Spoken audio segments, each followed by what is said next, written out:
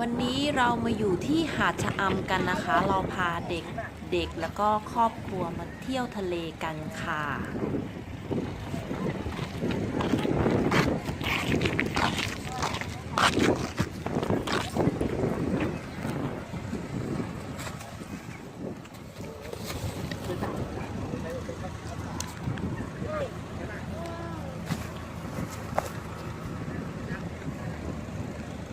กรรมการจ่าย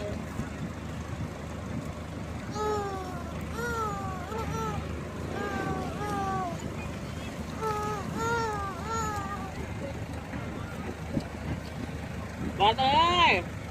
มานี่นี่มาทะเลต้องกินส้มตำปลาร้าโอ้ตำไทยยำแมงดานะคะ แก้มเบียร์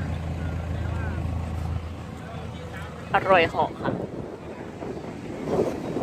เราก็จะถ่ายบรรยากาศวิวทะเลให้ทุกคนได้ดูกันนะคะ อันนี้คือบรรยากาศ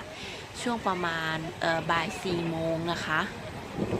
ของวันที่ 29 เมษายน 2560 นะคะ คนเยอะมากเลยค่ะ เป็นช่วงปิดเทอมด้วย